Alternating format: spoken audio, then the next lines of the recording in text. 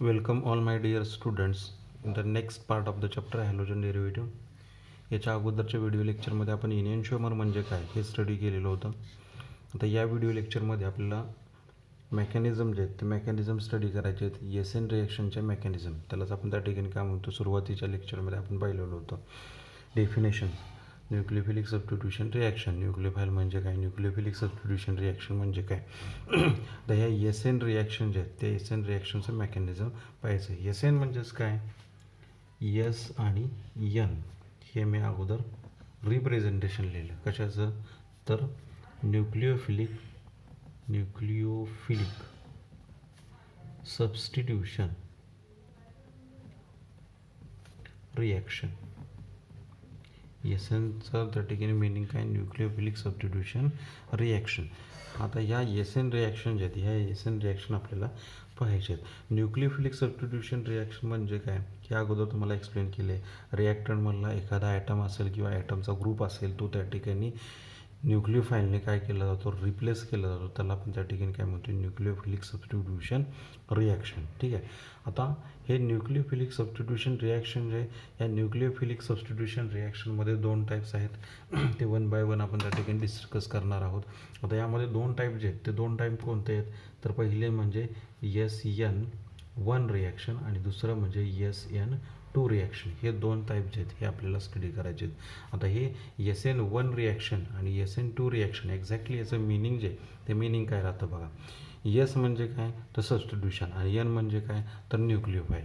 आणि याच्या डोक्यावरती त्या ठिकाणी वन आपण डिफाईन केलेले, इथं याच्या डोक्यावरती काय डिफाईन केले, टू डिफाईन केले. आता हे रिप्रेझेंट करताना कसं रिप्रेझेंट केलं जातं, एक कॅपिटल एस असतो आणि सबस्क्रिप्टमध्ये हा एन राईट केला जातो आणि तो सुद्धा कॅपिटलच असतो आणि त्याच्या डोक्यावरती त्या ठिकाणी 1 किंवा 2 हे नोटेशन दिलं जातं. आता हे न्यूक्लियोफिलिक सबस्टिट्यूशन रिॲक्शन जे आहे याच्या डोक्यावरती आपण 1 लिहिलेलं आहे. म्हणजेच काय एक्झॅक्टली, तर unimolecular nucleophilic substitution reaction. Unimolecular nucleophilic substitution reaction किंवा first order nucleophilic substitution reaction असं त्याला म्हणलं जातं. लक्षात ठेवा, युनिमोलिक्युलर एकच आहे म्हणून युनिमोलिक्युलर न्यूक्लियोफिलिक सबस्टिट्यूशन रिॲक्शन. आणि इथं आपण डिफाईन केलं आहे काय, SN2. टू म्हणजेच काय, तर bimolecular nucleophilic substitution reaction. दोघांचं मिनिंग बघा, युनिमोलिक्युलर आणि ही जे ती कोणती आहे, बायमोलिक्युलर. इन शॉर्टमध्ये मी डिफाईन करतो, युनिमोलिक्युलर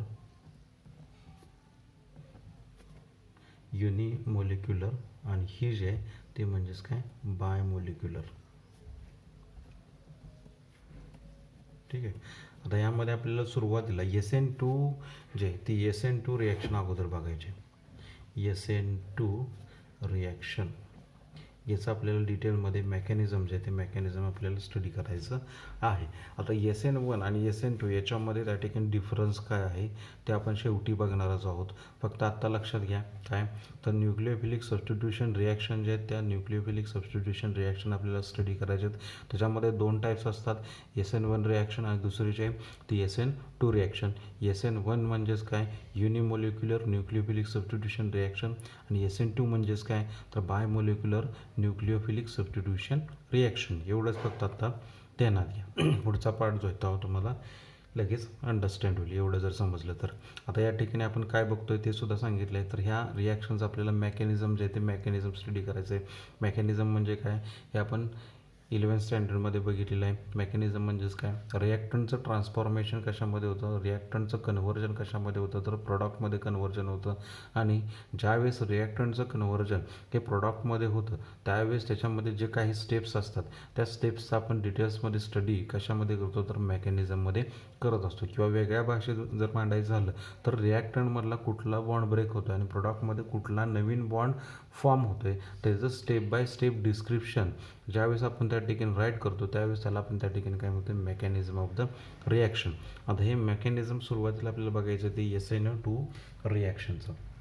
आता SN2 रिॲक्शन म्हणजेच काय, तर बाय मोलिक्युलर, काय म्हणतो आपण, bimolecular nucleophilic substitution reaction. ठीक आहे. SN2 याचं मिनिंग काय, पहिलाच त्या ठिकाणी आपल्याला काय होतं आहे, पहिलाच पॉईंट याच्यामधला याचं फक्त आपल्याला मिनिंग राईट करायचं आहे. Bimolecular nucleophilic substitution reaction. ठीक आहे. आता हे बाय मॉलिक्युलर सबस्टिट्यूशन रिॲक्शन किंवा ही जी second order nucleophilic substitution reaction आहे, ऑर्डर त्याची कोणते, सेकंड. ठीक आहे. एक्झॅक्टली काय याला डिफाईन करायचं झालं तर कसं डिफाईन करायचं. आता याच्यामध्ये जर बघितलं तर या बायमॉलिक्युलर न्यूक्लियोफिलिक सबस्टिट्यूशन रिॲक्शनला आपल्याला डिफाईन करताना कसं करता येईल. आता यामध्ये ज्यावेळेस रिॲक्शन होते त्यावेळेस त्या रिॲक्शनमध्ये रिॲक्टंट असतो आणि रिएजंट असतो. मग रिॲक्टंट आणि रिएजंट जो असेल, आता रिएजंट कोण असणार आहे तर तुमचा न्यूक्लियोफाईल असणार आहे. रिॲक्टंट म्हणजेच काय, सबस्ट्रेट स्पेसिस असणार आहे. मग आता यामध्ये ज्यावेळेस रिॲक्शन घडते सबस्ट्रेट आणि तुमचा न्यूक्लियोफाईल ज्यावेळेस रिॲक्शन घडते त्यावेळेस त्या रिॲक्शनचा रेट जो आहे तो रेट डिपेंड कशावरती असतो, सबस्ट्रेट आणि न्यूक्लियोफाईल या दोन्ही स्पेसिसवरती त्या रिॲक्शनचा रेट जो आहे तो रेट डिपेंड असतो. म्हणून त्या रिॲक्शनला त्या ठिकाणी काय म्हटलं जातं, न्यूक्लियोफिलिक बायमॉलिक्युलर न्यूक्लियोफिलिक सबस्टिट्यूशन रिॲक्शन. म्हणजे दोन्ही पण दोन मॉलिक्यूलवरती किंवा थोडक्यात किंवा दोन स्पेसिसवरती या रिॲक्शनचा रेट जो आहे तो रेट डिपेंड असतो. म्हणून त्या रिॲक्शनला काय म्हटलं जातं, बायमॉलिक्युलर न्यूक्लियोफिलिक सबस्टिट्यूशन रिॲक्शन. थोडक्यात काय तर सबस्ट्रेट स्पेसिस असेल, सबस्ट्रेट आणि तुमचा न्यूक्लियोफाईल जो आहे, न्यूक्लियोफाईल म्हणजेच रिएजंट असेल. म्हणजे हा एक मॉलिक्यूल झाला आणि हा एक मॉलिक्यूल झाला, म्हणजे टोटल दोन मॉलिक्यूल झाले. या दोन मॉलिक्यूलवरती त्या रिॲक्शनचा रेट जो आहे तो रेट डिपेंड असतो. म्हणून त्या रिॲक्शनला बायमॉलिक्युलर न्यूक्लियोफिलिक सबस्टिट्यूशन रिॲक्शन म्हणलं जाते किंवा second order nucleophilic substitution reaction जे ते त्याला म्हणलं जातं. डिफाईन करतो बघा. Wien the rate of A nucleophilic substitution reaction depends upon the concentration of the two molecules, that is substrate and nucleophile, the reaction is said to be second order nucleophilic substitution reaction or bimolecular nucleophilic substitution reaction. बघा लक्षात येते का. ठीक आहे.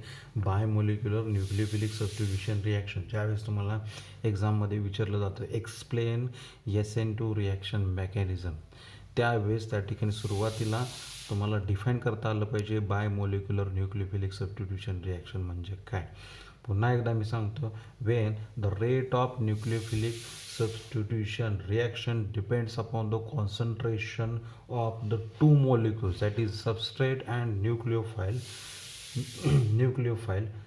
the reaction is said to be second order or bimolecular nucleophilic substitution reaction. ठीक आहे. दुसरा point त्या ठिकाणी आपल्याला डिफाईन करता येईल. SN2 रिॲक्शन रिप्रेझेंटेशन आपण कशाने करतो, SN2 मोठा S देन सबस्क्रिप्ट त्याला कॅपिटल Nनेच द्यायचे आणि त्याच्या डोक्यावरती त्या ठिकाणी ऑर्डर डिफाईन करायचे. हे आपण रिप्रेझेंट करतो जनरली SN2 रिॲक्शन किंवा बायमॉलिक्युलर न्यूक्लियोफिलिक सबस्टिट्यूशन रिॲक्शन. ठीक आहे. आता त्याच्यानंतरचा नेक्स्ट जो पार्ट आहे तो महत्त्वाचा आहे. आता यामध्ये रिॲक्शन आपल्याला स्टडी करायचे कोणती हे महत्त्वाचं आहे. आता ही जी रिॲक्शन आहे या रिॲक्शनमध्ये आपल्याला एक एक्झाम्पल बघायचं आहे. एक्झाम्पलमध्ये मी घेताना CH3 आणि Br मिथाईल ब्रोमाइड घेतलेलं आहे प्लस त्याची रिॲक्शन आपल्याला कशाबरोबर करायची आहे तर OH मी घेताना इथं KOH घेतो फार तर. ठीक आहे, म्हणजे तुम्हाला लक्षात येईल. आता यामध्ये जर बघितलं तर हा तुमचा सबस्ट्रेट आहे कुठला, मिथाईल ब्रोमाइड हा सबस्ट्रेट आहे आणि हा जो आहे तो त्या ठिकाणी रिएजंट आहे, रिएजंट. ठीक आहे. आता ज्यावेळेस आपण हा मिथाईल ब्रोमाइड जो आहे तो ॲक्युएस KOH बरोबर ट्रीट करतो, हीट करतो, त्यावेळेस त्याच्यामध्ये काय फॉर्म होणार आहे CH3OH plus KBr plus H2 reaction आपण अगोदर पाहिलेली आहे. फक्त आता लक्षात काय घ्यायचं आहे, आपण एक्झाम्पलमध्ये ही रिॲक्शन डिफाईन केली आणि त्याचा मेकॅनिझम आपल्याला पुढे जाऊन स्टडी करायचं आहे. मिथाईल ब्रोमाइड हा तुमचा सबस्ट्रेट आहे आणि KOH हा त्या ठिकाणी काय आहे, रिएजंट आहे. इथं जर बघितलं तर सबस्ट्रेटमधला हा जो तुमचा BR ॲटम जो आहे तो रिप्लेस केला जाणार आहे कशाने, तर OH या न्यूक्लियोफाईलने त्या ठिकाणी रिप्लेस केले जाणार आहे. मग या रिॲक्शनचा रेट जो आहे तो रेट कशावरती डिपेंड आहे, कॉन्सन्ट्रेशन जे आहे ते मिथाईल ब्रोमाइड आणि कॉन्सन्ट्रेशन कशाचं, तर KOH या दोघांवरती त्या ठिकाणी त्या रिॲक्शनचा रेट जो आहे तो रेट डिपेंड असतो आहे. म्हणून त्या रिॲक्शनला आपण बायोमोलिक्युलर न्यूक्लियोफिलिक सबस्टिट्यूशन रिॲक्शन असं त्या ठिकाणी म्हणतोय. लक्षात आलं का बघा, इथं त्या ठिकाणी प्रोडक्ट जो आहे तो त्या ठिकाणी फॉर्म होतोय कोणता, मिथाईल अल्कोहोल. मेकॅनिझममध्ये मी एक्सप्लेन केलं होतं. रिॲक्ट मेकॅनिझम म्हणजेच काय, रिॲक्टंटचं कन्व्हर्जन कशामध्ये होतं आहे, प्रोडक्टमध्ये. मग त्यामध्ये प्रोडक्टमध्ये कन्व्हर्जन होताना त्याच्यामध्ये त्या ठिकाणी कोणत्या स्टेप्स येतात, त्या स्टेप्स आपल्याला स्टडी करायचे आहेत. आपण फक्त एका स्टेपमध्ये रिॲक्शन राईट केलेली आहे, बरोबर.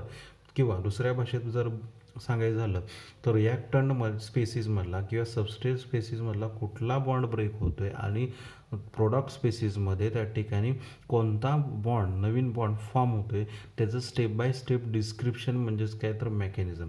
इथं जर बघितलं हा CBR बॉन्ड जो आहे तो ब्रेक होतो आहे आणि इथं जर बघितलं तर हा COH बॉन्ड जो आहे तो तयार होतो आहे. पण हा बॉन्ड तयार होताना त्याच्यामध्ये ज्या काही स्टेप्स आहेत त्याचा स्टडी म्हणजेच त्या ठिकाणी काय, मेकॅनिझम. ठीक आहे, हे झालं त्या ठिकाणी जनरल इंट्रोडक्शन. आपण या ठिकाणी बघितलं काय बघा, पुन्हा एकदा मी सांगतो. SN2 रिॲक्शन त्याचं मिनिंग आपण पाहिलेलं आहे. देन एक्झाम्पलमध्ये हे एक्झाम्पल आपल्याला याचं मेकॅनिझम जे आहे ते मेकॅनिझम डिटेलमध्ये पाहायचं आहे. ठीक आहे, आता याच्यामध्ये नेक्स्ट पार्ट जो आहे तो kinetics, kinetic expression, kinetic expression. हे कायनेटिक एक्सप्रेशन त्या ठिकाणी काय राहतं, कायनेटिक एक्सप्रेशन जे आहे ते आपल्याला मांडायचं आहे या ठिकाणी. तर कायनेटिक एक्सप्रेशन जे आहे ते कायनेटिक एक्सप्रेशन डिफाईन करायचं आहे. आता आपण वरती डिफाईन केलेलंच आहे, रिॲक्शनचं मिनिंग जे आहे ते डिफाईन केलेलं आहे तेच आहे. आता rate of reaction depends on concentration of both methyl bromide, रिॲक्शनवरती आपल्याकडे आहे.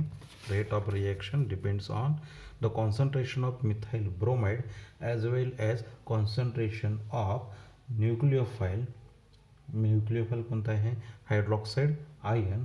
आणि ते जे आहे ते आपल्याला इक्वेशनमध्ये त्या ठिकाणी मांडायचं आहे. मग इक्वेशनमध्ये मांडताना कसं मांडणार, rate is directly proportional to the concentration of methyl bromide and concentration of OH minus. हे आपण त्या ठिकाणी रेट इक्वेशन मांडलं. Rate is directly proportional to the concentration of methyl bromide and concentration of OH minus. ठीक आहे, किंवा आपण हे रेट इक्वेशन जे आहे ते या फॉर्ममध्ये राईट करतो. Rate is equal to K into concentration of methyl bromide and concentration of OH minus. आता हा K जो आहे तो K म्हणजेच काय, तर स्पेसिफिक रेट कॉन्स्टंट आहे. हा K म्हणजेच काय, स्पेसिफिक रेट कॉन्स्टंट आहे. ठीक आहे, आणि हा कॉन्सन्ट्रेशन जो आहे ते रेट जो आहे तो रेट कशावरती डिपेंड आहे, रिॲक्टंट आणि तुमचा न्यूक्लियोफाईल जे आहे त्या दोघांच्यावरती त्या ठिकाणी डिपेंड आहे. म्हणून त्या रिॲक्शनला आपण त्या ठिकाणी काय म्हणतोय, सेकंड ऑर्डर रिॲक्शन. हे आपण कायनेटिक एक्सप्रेशनवरून त्या ठिकाणी प्रूव्ह करतोय की रिॲक्शनचा रेट जो आहे तो त्या ठिकाणी दोन मॉलिक्युलवरती डिपेंड आहे. आणि ते म्हणजे काय, तर रिॲक्टंट असेल किंवा सबस्ट्रेट असेल तो, आणि दुसरा म्हणजे त्या ठिकाणी न्यूक्लियोफाईल याच्यावरती त्या ठिकाणी डिपेंड आहे. ठीक आहे, त्याच्यानंतरचा नेक्स्ट पार्ट जो आहे तो म्हणजे आपल्याला या ठिकाणी बघायचा आहे तो म्हणजे stereochemistry of SN2 reaction. Stereochemistry of SN2 reaction म्हणजे थोडक्यात काय, तर मेकॅनिझम जे आहे ते मेकॅनिझम आपल्याला या ठिकाणी पाहायचं आहे. आता हे मेकॅनिझम जे आहे ते आपल्याला डिफाईन करायचं, तिथंच मी त्या ठिकाणी स्टेरिओकेमिस्ट्री त्याची सांगणार आहे. आता जर बघितलं तर रिॲक्टंट आपला कोणता आहे, तर CH3Br. अगोदर आपण बघितलेलं ऑप्टिकली ॲक्टिव्ह आणि ऑप्टिकली इनॲक्टिव्ह. या ठिकाणी जर बघितलं तर तर हा CH3Br रिॲक्टंट स्पीसीज जे आहे मिथाईल ब्रोमाइड हे त्या ठिकाणी काय आहे, ऑप्टिकली इनॅक्टिव्ह मॉलिक्यूल आहे. बरोबर का? बघा, ऑप्टिकली इनॅक्टिव्ह म्हणजेच काय, तर त्याच्यामध्ये कायरल कार्बन जो आहे तो ॲबसेंट असणार आहे. आणि ऑप्टिकली ॲक्टिव्ह म्हणजेच काय, तर कायरल कार्बन त्याच्यामध्ये प्रेझेंट असणार आहे. इथं जर बघितलं एकच कार्बन ॲटम आहे आणि त्याला 3 सेम हायड्रोजन ॲटम अटॅच आहे, म्हणजेच हा मॉलिक्यूल जो आहे तो ऑप्टिकली इनॅक्टिव्ह आहे. आता ऑप्टिकली इनॅक्टिव्ह ज्यावेळेस मॉलिक्यूल असतो एखाद्या रिॲक्शनमध्ये, त्यावेळेस त्या ठिकाणी फ्रंट साईड अटॅक आणि बॅक साईड अटॅक हे दोन्ही पण अटॅक पॉसिबल असतात ऑप्टिकली ॲक्टिव्हच्या केसमध्ये. पुढे गेल्यानंतर तुम्हाला लक्षात येईल, ऑप्टिकली इनॅक्टिव्हच्या केसमध्ये दोन्ही पण अटॅक जे ते फ्रंट साईड अटॅक आणि बॅक साईड अटॅक दोन्ही अटॅक जे हे याच्यामध्ये पॉसिबल आहेत. एवढंच फक्त लक्षात ठेवा. पुढे गेल्यानंतर मला डिटेल्समध्ये लक्षात येईल. आता स्टेरिओ केमिस्ट्रीमध्ये आपल्याला काय बघायचं आहे, तर फ्रंट साईड अटॅक आणि बॅक साईड अटॅक हेच आपल्याला त्या ठिकाणी एक्सप्लेन करायचं आहे. मग आता यामध्ये आपण सुरुवातीला फ्रंट साईड अटॅक बघूया, सॉरी बॅक साईड अटॅक अगोदर बघूया. बॅक साईड अटॅक, हा बॅक साईड अटॅक काय राहतो हे आपल्याला पाहायचं आहे. आता हा तुमचा मॉलिक्यूल आहे, हा मॉलिक्यूल मी त्या ठिकाणी डॅश आणि वेजमध्ये राईट करतो आहे. ठीक आहे, नॉर्मल लाईन्स अगोदर ड्रॉ करतो, या नॉर्मल लाईन्स आहेत. ठीक आहे, देन बॅक साईडचा हा बॉन्ड आणि हा फ्रंट साईडचा त्या ठिकाणी बॉन्ड जो आहे तो आपण थिक लाईनने दाखवलेला आहे. इथं हा आपला Br आहे, हायड्रोजन ॲटम. इथं मी H1 डिफाईन करतो, हा H2 आणि हा H3 म्हणजेच काय झालं, CH3Br. फक्त डॅश वेजमध्ये मी राईट केलेलं आहे. ठीक आहे, आता दुसरा जो आहे तो आपला न्यूक्लिओफाईल. हा न्यूक्लिओफाईल अटॅक करताना जो तुमचा लिव्हिंग ग्रुप आहे, लिव्हिंग ग्रुप याच्यामध्ये कोणता राहणार आहे, रिॲक्शन आपण बघितलेलं आहे. इथं आपण रिॲक्शन डिफाईन केलेली आहे बघा, CH3Br. Brच्या जागेवरती कोण येणार आहे, तर OH येणार आहे. एवढंच फक्त लक्षात ठेवा. लिव्हिंग ग्रुप कोणता आहे याच्यामध्ये, Br हा निघून जाणार आहे आणि त्याच्या जागेवरती कोण येणार आहे, तर OH नवीन न्यूक्लिओफाईल जो आहे तो त्या ठिकाणी या Brच्या जागेवरती येणार आहे. आपण इथं डिफाईन काय केलं आहे, तर back side attack. Back side attack म्हणजेच काय, जो लिव्हिंग ग्रुप जो आहे त्या लिव्हिंग ग्रुपच्या पाठीमागच्या साईडने हा OH मायनस जो न्यूक्लिओफाईल जो आहे तो न्यूक्लिओफाईल त्या कार्बन ॲटमवरती अटॅक करतो, त्याला आपण त्या ठिकाणी काय म्हणतो, बॅक साईड अटॅक. आता ही जी स्टेप जी आहे ही स्टेप त्या ठिकाणी कशी राहते, तर स्लो स्टेप आणि याला आपण त्या ठिकाणी काय म्हणतो, rate determining step, RDS, rate determining step. याच्यावरती एक क्वेश्चन तुम्हाला विचारला जातो. तर बॅक साईड अटॅक केल्यानंतर त्या ठिकाणी काय होते पुढे आपल्याला बघायचं आहे. ही तुमची काय राहते, ट्रान्झिशन स्टेट पुढची येणार आहे. हा OH ग्रुप जो आहे तो या कार्बन ॲटमवरती अटॅक करतोय आणि कार्बन ॲटमवरती अटॅक केल्यानंतर इकडं हा Br ग्रुप जो आहे तो Br ग्रुप लिव्ह होतो. ठीक आहे, आता ह्याच्यामध्ये डिफाईन करताना हे हायड्रोजन ॲटम मी अगोदर डिफाईन करतो, नॉर्मल लाईन्सने त्या ठिकाणी हा H1 आणि हा H3 आहे आणि या साईडला डॉटेड लाईनने इथं आपण H2 डिफाईन केला होता. इथं बघा H1, H2 आणि H3 हे 3 हायड्रोजन ॲटम आहेत. आता रेट डिटरमाइनिंग स्टेप, या रेट डिटरमाइनिंग स्टेपमध्ये काय होतं, तर हा नवीन बॉन्ड जो आहे कुठला, कार्बन आणि हा OH ग्रुप याच्यामध्ये तयार होत असतो आणि त्याच स्टेपमध्ये, रेट डिटरमाइनिंग स्टेपमध्ये हा जो आपला पहिला बॉन्ड जो आहे कार्बन आणि ब्रोमिन बॉन्ड हा त्या ठिकाणी ब्रेक होत असतो. म्हणजे सायमल्टेनियस त्याच्यामध्ये बॉन्ड ब्रेक होतो आणि नवीन बॉन्ड जो आहे तो नवीन बॉन्ड फॉर्म होतो. हे लक्षात ठेवा. या स्टेपमध्ये SN2 रिॲक्शनमध्ये त्या ठिकाणी पहिली जी स्टेप आहे त्या स्टेपला आपण रेट डिटरमाइनिंग स्टेप म्हणतो आणि ह्या रेट डिटरमाइनिंग स्टेपमध्ये सायमल्टेनियस बॉन्डचं ब्रेकिंग होतं आणि सायमल्टेनियस नवीन बॉन्ड जो आहे तो नवीन बॉन्ड फॉर्म होत असतो. ठीक आहे, त्यालाच आपण त्या ठिकाणी काय म्हणतो, ट्रान्झिशन स्टेट. ठीक आहे, आता हे ट्रान्झिशन स्टेट आणि नंतर त्याच्यानंतर जो येणार आहे पुढची स्टेप ही जी आहे ती फास्ट स्टेप राहते, आणि या स्टेपमध्ये त्या ठिकाणी या रिॲक्शनचा आपला प्रोडक्ट जो आहे तो प्रोडक्ट त्या ठिकाणी फॉर्म होतो.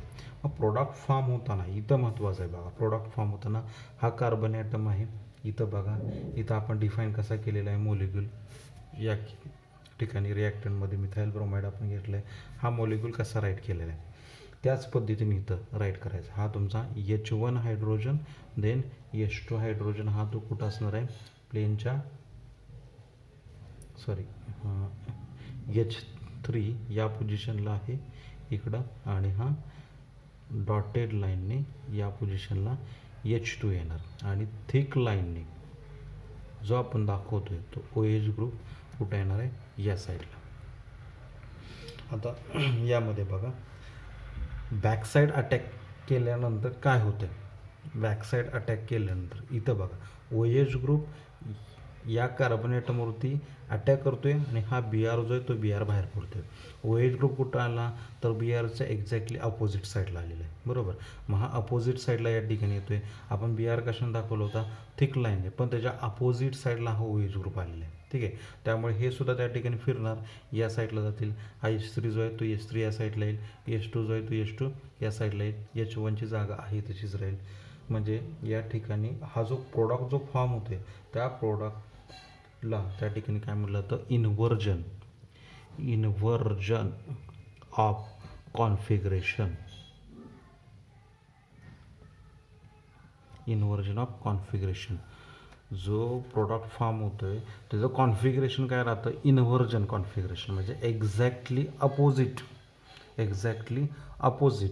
हा जो तुमचा रिॲक्शन स्पेसिस आहे त्याच्या एक्झॅक्टली अपोजिट, म्हणजे रिव्हर्स बॅकसाईड अटॅक ज्यावेळेस होतो त्यावेळेस त्या ठिकाणी ह्या BRच्या अपोजिट साईडला हा OH ग्रुप जो आहे तो OH ग्रुपच्या ठिकाणी जातो, म्हणून त्याला त्या कॉन्फिगरेशनला काय म्हणलं जातं, इन्व्हर्जन ऑफ कॉन्फिगरेशन, ठीक आहे. बॅकसाईड अटॅक लक्षात येतोय का बघा, बॅकसाईड अटॅकमध्ये हा OH ग्रुप पाठीमागच्या साईडने त्या ठिकाणी अटॅक करत असतो आणि ह्या BRला बाहेर ढकलून देत असतो, म्हणजे सायमल्टेनियसली तो आतमध्ये शिरण्याचा प्रयत्न करतो, ह्या कार्बनबरोबर बॉन्ड फॉर्म करण्याचा प्रयत्न करतो, आणि त्याचबरोबर हा CBR बॉन्ड जो आहे तो ब्रेक करण्याचं कामसुद्धा हा OH करत असतो. म्हणजे एका साईडनं पाठीमागच्या साईडनं तो आतमध्ये एंट्री घेतो आणि पुढच्या साईडने त्या ठिकाणी या BRला बाहेर ढकलत असतो, ठीक आहे. आणि ही जी प्रोसेस जी आहे ती सायमल्टेनियस होत असते, त्याला आपण त्या ठिकाणी काय म्हणतो बॅकसाईड अटॅक. आणि ज्यावेळेस बॅकसाईड अटॅक होतो त्यावेळेस प्रोडक्टचं कॉन्फिगरेशन जे आहे ते कोणतं राहतं,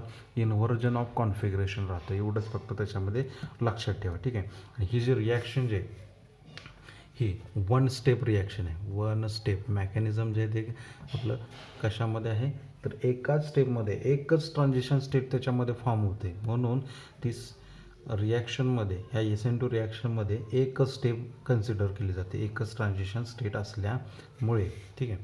आता हे झालं बॅकसाईड अटॅक. बॅकसाईड अटॅकनंतर आपल्याला बघायचं आहे दुसरा म्हणजे फ्रंट साईड अटॅक.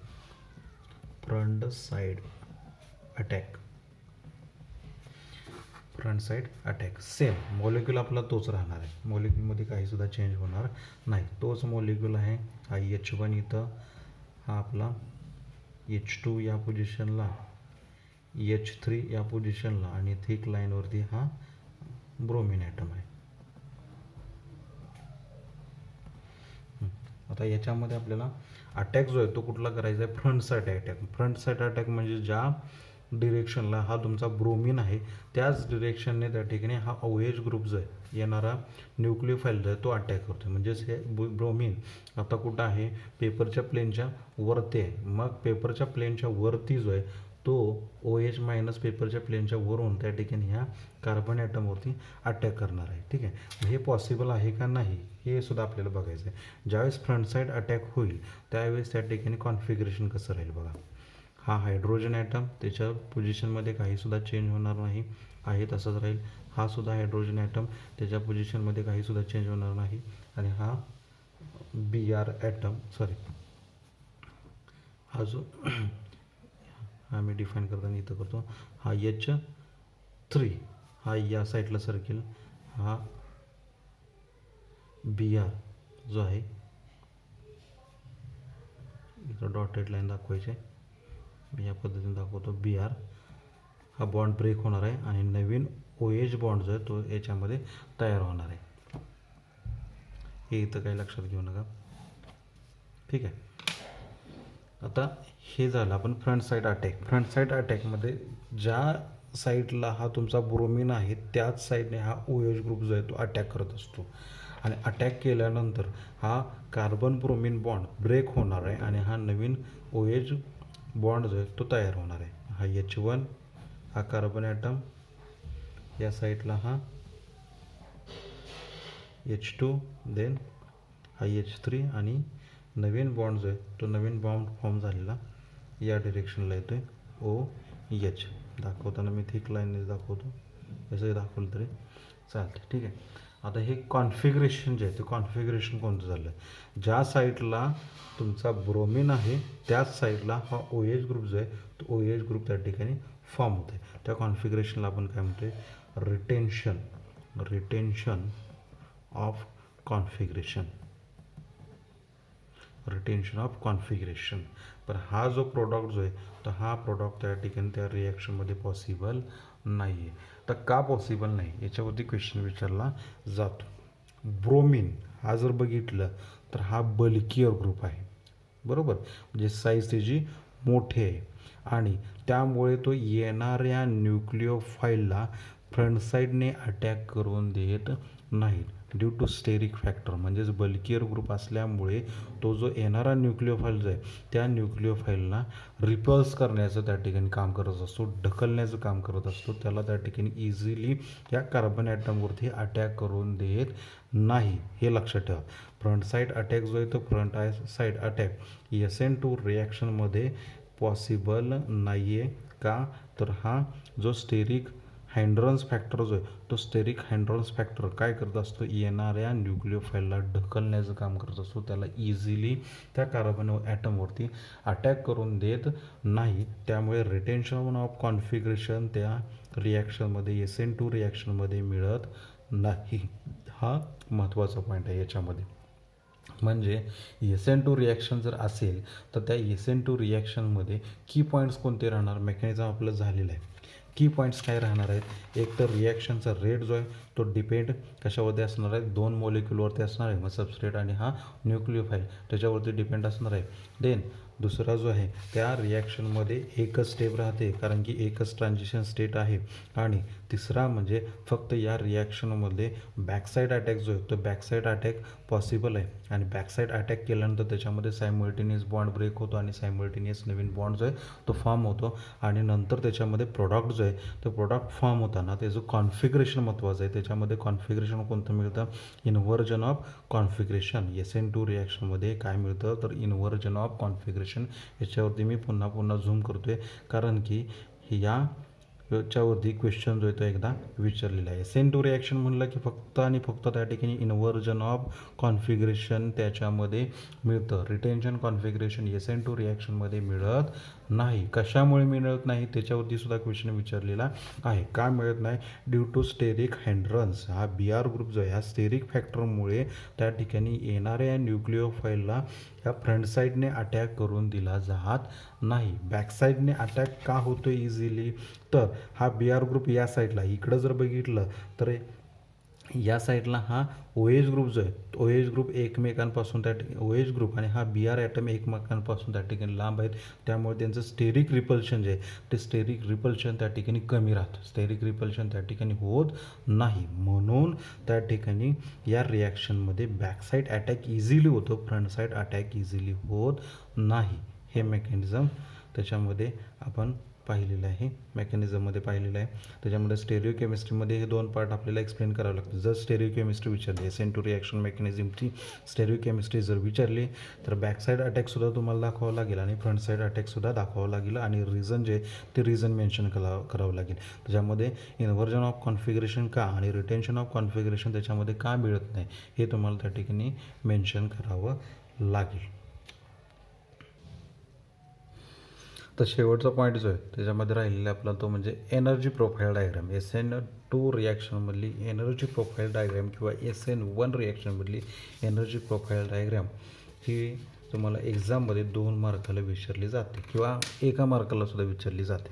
आता ही एनर्जी प्रोफाईल डायग्रॅम जे आहे ती एनर्जी प्रोफाईल डायग्रॅम एक्झॅक्टली काय राहते, तर याच्यामध्ये काय असतं हे आपल्याला बघायचं आहे. एनर्जी प्रोफाईल डायग्रॅम म्हणजे काय, the graph of potential energy versus reaction coordinate is called energy profile diagram. हे काय मी लिहून देत नाही, इथं आहे ऑलरेडी डिस्क्रिप्शन, तेच राहणार आहे, फक्त रीड करणार आहे मी आणि एक्सप्लेन करणार आहे. ठीक आहे. The graph of potential energy versus reaction coordinate is called energy profile diagram.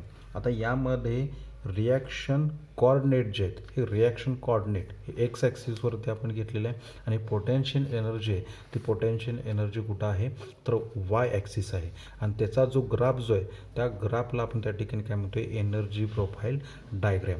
Potential energy versus reaction coordinate. ठीक आहे. आता दुसरा जो पॉईंट आहे त्याच्यामध्ये आपल्याला एक्सप्लेन करायचं तर डेल्टा ई ॲक्टिवेशन एनर्जी जे ते activation energy the difference in energy between reactant and transition state is called energy of activation and between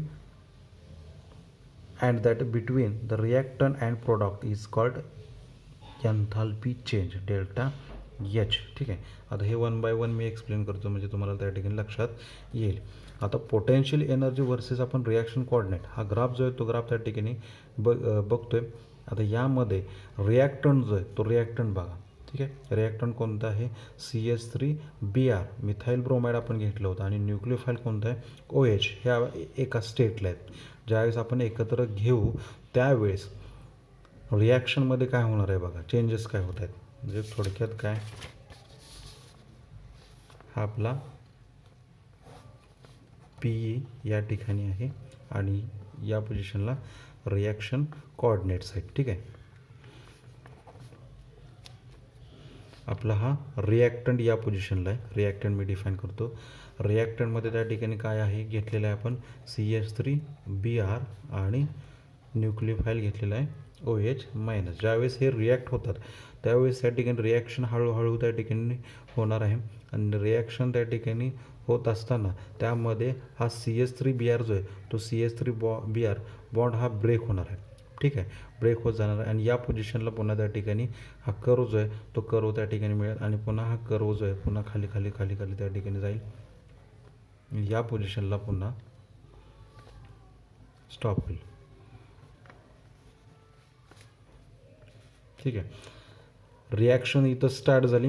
reaction start झाल्यानंतर इथं हे ट्रान्झिशन स्टेट मिळते आणि या ट्रान्झिशन स्टेटमध्ये काय होते हा कार्बन ब्रोमिन बॉन्ड जो आहे तो कार्बन ब्रोमिन बॉन्ड ब्रेक होणार आहे आणि नवीन कार्बन OH बॉन्ड जो आहे तो त्या ठिकाणी फॉर्म होणार आहे ट्रान्झिशन स्टेटमध्ये.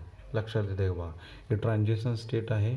हा OH बॉन्ड या ट्रान्झिशन स्टेटमध्ये तयार होण्यास सुरुवात होते आणि हा CBr बॉन्ड जो आहे तो त्या स्टेपमध्ये ब्रेक होण्यास सुरुवात होते आणि इथं जर बघितलं तर हा OH बॉन्ड तयार होण्याची प्रोसेस इथपर्यंत आहे आणि इथून खाली जर बघितलं तर हा OH बॉन्ड फॉर्म होतो कम्प्लिटली कुठं तर या पोझिशनला आणि हा CBr बॉन्ड जो आहे तो CBr बॉन्ड हा त्या ठिकाणी ब्रेक होतो. म्हणजेच इथं तुमचा प्रोडक्ट जो आहे तो प्रोडक्ट कोणता फॉर्म होईल CH3OH हा प्रोडक्ट जो आहे तो त्याच्यामध्ये फॉर्म होतो.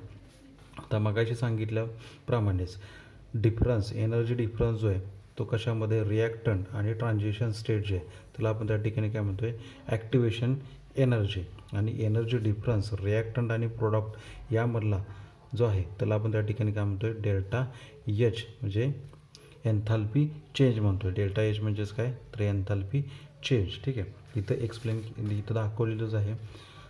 रिॲक्शन स्टार्ट होते या पॉईंटपासून आणि ट्रान्झिशन स्टेट इथं त्या ठिकाणी आपल्याला मिळते या क्रेस्टला. इथं जर बघितलं तर रिॲक्शनमध्ये ट्रान्झिशन स्टेटमध्ये COH बॉन्ड हा तयार होत असतो आणि CBr बॉन्ड जो आहे तो ब्रेक होत असतो आहे कम्प्लिटली. पुन्हा इथून जो आहे तो स्लोप खाली जाताना दिसतो आहे. एनर्जी जी आहे ती एनर्जी कमी होत जाते आणि या पोझिशनला या ठिकाणी हा प्रोडक्ट जो आहे तो प्रोडक्ट फॉर्म होतो आहे. इथं कम्प्लिटली OH बॉन्ड फॉर्म होतो आणि कम्प्लिटली CBr बॉन्ड जो आहे तो ब्रेक होतो. लक्षात आलं. डेल्टा ई म्हणजेच एनर्जी डिफरन्स बिटवीन रिॲक्टंट आणि ट्रान्झिशन स्टेट आणि डेल्टा एच म्हणजेच काय energy difference between reactant and product, त्याला आपण डेल्टा एच म्हणतो आहे, एन्थाल्पी चेंज म्हणतो आहे. ठीक आहे.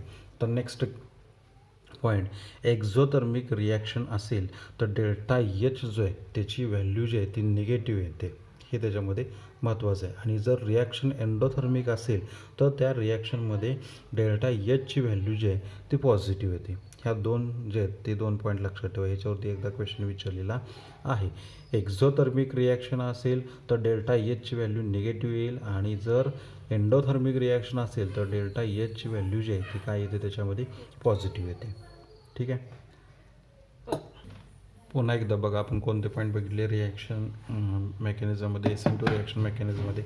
सुरुवातीला आपण त्या ठिकाणी रिॲक्शनमध्ये काय बघितलं, SN2 रिॲक्शन म्हणजे काय, biomolecular substitution reaction, nucleophilic substitution reaction म्हणजे काय ते पाहिलं होतं. त्याच्यानंतर next kinetics of the reaction हा पॉईंट बघितला होता. त्याच्यानंतर त्या ठिकाणी स्टेरिओकेमिस्ट्री आणि शेवटी जो आहे तो एनर्जी प्रोफाईल डायग्रॅम हे आपण त्याच्यामध्ये पाहिलेलं होतं. पहिला जो पॉईंट आहे तो महत्त्वाचा आहे. त्याच्यामध्ये रिॲक्शनचा रेट जो आहे तो डिपेंड कशावरती असतो, 2 मॉलिक्युलवरती डिपेंड असतो, सबस्ट्रेट आणि न्यूक्लियोफाईल. त्याच्यामध्ये नेक्स्ट महत्त्वाचा पॉईंट जो आहे तो कायनेटिक्स जो आहे, तो कायनेटिक्समध्ये आपण काय म्हणतो, रेट इक्वेशन डिफाईन करताना rate is equal to k into concentration of methyl bromide किंवा concentration of substrate into concentration of nucleophile असं जर म्हटलं तर त्या ठिकाणी चालते. नेक्स्ट जो पॉईंट आहे त्याच्यामधला महत्त्वाचं कोणता आहे तर स्टेरिओकेमिस्ट्री. स्टेरिओकेमिस्ट्रीमध्ये आपण काय पाहिलं तर त्या SN2 रिॲक्शन मेकॅनिझममध्ये फक्त आणि फक्त बॅकसाईड अटॅक जो आहे तो पॉसिबल आहे, फ्रंट साईड अटॅक त्या ठिकाणी पॉसिबल नाही. बॅकसाईड अटॅक होऊन त्या ठिकाणी कॉन्फिगरेशन जे आहे ते कॉन्फिगरेशन प्रोडक्ट मॉलिक्युलचं कोणतं मिळतं तर इन्व्हर्जन ऑफ कॉन्फिगरेशन, हे महत्त्वाचं आहे. इन्व्हर्जन ऑफ कॉन्फिगरेशन मिळतं, त्याच्यामध्ये रिटेन्शन कॉन्फिगरेशन मिळत नाही. फ्रंट साईड अटॅक जो आहे तो पॉसिबल नाही. आणि तो कशामुळे पॉसिबल नाही तर स्टेरिक हेंड्रन्समुळे त्या ठिकाणी पॉसिबल नाही, किंवा स्टेरिक फॅक्टरमुळे बल्कियर ग्रुप जो आहे तो बल्कियर ग्रुप त्या ठिकाणी येणाऱ्या न्यूक्लियोफाईलला इझिली अटॅक करून देत नाही. ठीक आहे. हा एक त्याच्यामध्ये महत्त्वाचा पॉईंट आहे. त्याच्यानंतर शेवटचा पॉईंट आपण बघितला energy profile diagram SN2 reaction मेकॅनिझममध्ये. याच्यामध्ये जर बघितलं तर एकच ट्रान्झिशन स्टेट असते आणि एकच त्या ठिकाणी त्याच्यामध्ये क्रस्ट जे ते आपल्याला मिळते. ठीक आहे. आता हा एनर्जी प्रोफाईल डायग्रॅम जो आहे तो एनर्जी प्रोफाईल डायग्रॅम त्या ठिकाणी तुम्हाला 2 मार्कासाठी एक्झाममध्ये विचारली जाते. याच्या अगोदर थिअरीच्या एक्झाममध्ये विचारलेली आहे. मग SN2ची विचारतील किंवा SN1ची विचारतील, त्याच्यामध्ये कन्फ्युजन असतं बऱ्याच मुलांचं, SN2ची कुठली SN1ची कुठली, बऱ्यापैकी पॉईंट सगळ्यांचे सारखेच आहेत. ठीक आहे. Energy profile diagram SN2 reaction म्हणलं की त्या ठिकाणी एकच स्टेप राहते, त्याच्यामध्ये एकच ट्रान्झिशन स्टेट येते, एवढंच फक्त आपल्याला त्या ठिकाणी डिफाईन करायचं आहे. ठीक आहे. आणि SN2 रिॲक्शन मेकॅनिझम जे हे आपण या ठिकाणी संपवलेलं आहे. नेक्स्ट व्हिडिओ लेक्चरमध्ये SN1 रिॲक्शन मेकॅनिझम जे ते आपण पाहणार आहोत. जर याच्यामध्ये काही डिफिकल्टी असेल, समजलं नसेल तर त्या ठिकाणी सांगा, पुन्हा एकदा मी एक्सप्लेन करेन. सोपं आहे मेकॅनिझम, काहीसुद्धा अवघड नाही. आणि याच्यावरती क्वेश्चन जे ते क्वेश्चन कसे विचारले जातात ते आपण हे दोन्ही पण मेकॅनिझम स्टडी केल्यानंतर पाहणार आहोत. ठीक आहे. थँक्यू.